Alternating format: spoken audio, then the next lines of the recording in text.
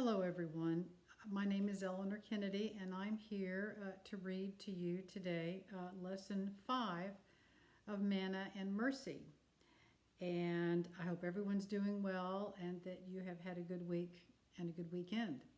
So get out your passports, and we're going to do Chapter 2, which is entitled God Births a People.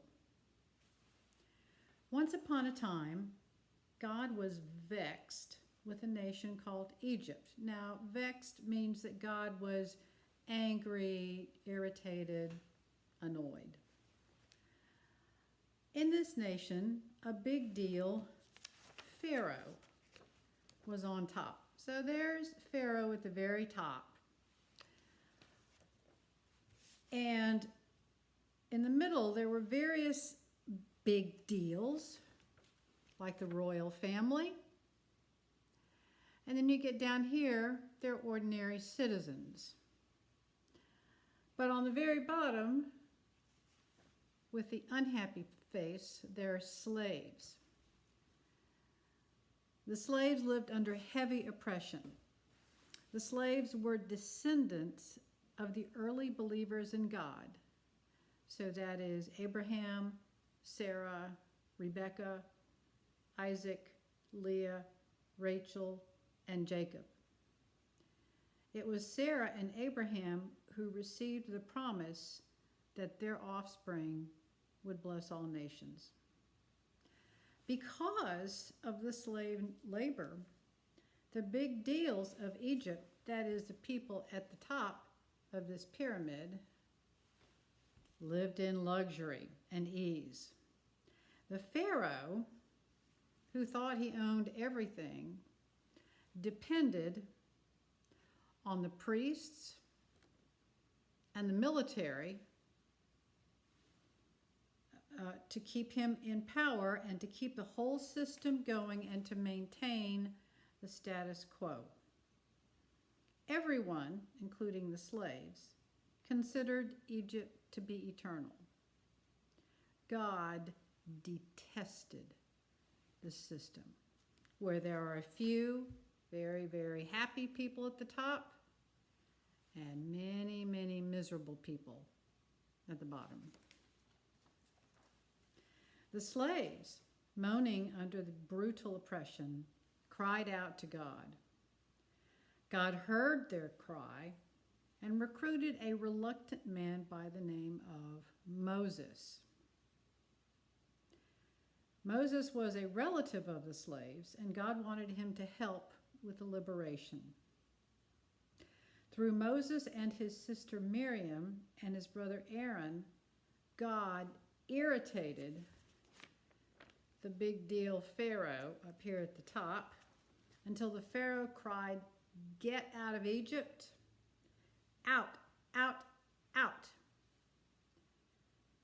Before they left, the slaves took a moment and ate a special dinner called Passover. They would share this wondrous meal over and over again to relive and remember this wondrous event of salvation. Now, what the Pharaoh had in mind in terms of how he thought people should be ruled, of course, was that the Pharaoh was a king. Or if the Pharaoh had been a woman, the Pharaoh would have been a queen. But as you see, God had something different in mind. Yahweh thought of a wonderful plan.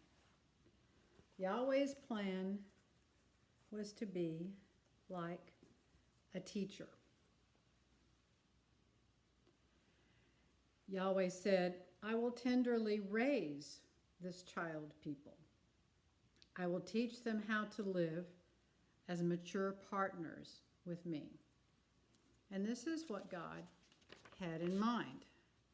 There would be a journey. There would be a journey from Egypt all the way to the Promised Land. And God would be in the middle, serving as a teacher, helping the children of Israel learn what they needed to learn. I will tenderly raise this child people. I will teach them how to live as mature partners with me. Notice the teacher and the students are all on the same level. Not at all like the way the Pharaoh liked to do it. The nations of the world will notice how these people live. They will see how joyful life can be. Tired of war, oppression, and greed, they will ask these people to teach them how to live. Through these people, I will teach all nations to live as partners with me.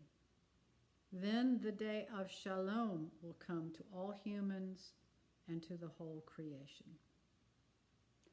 Knowing the heartbreaks ahead, the Creator Liberator worked on the plan. God's first step was to lead the child people into the wilderness.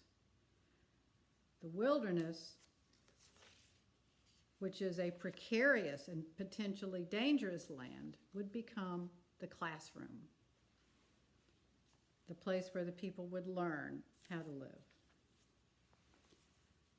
As the partner people went deeper into the barren desert, Yahweh remembered a promise made to their ancestors, to Abraham and Sarah. Yahweh promised that Abraham and Sarah's descendants would bless all nations on earth. God looked at the liberated slaves and smiled. God cried out, "My promise will come true." Goodbye, and mark your passports, and have a great day.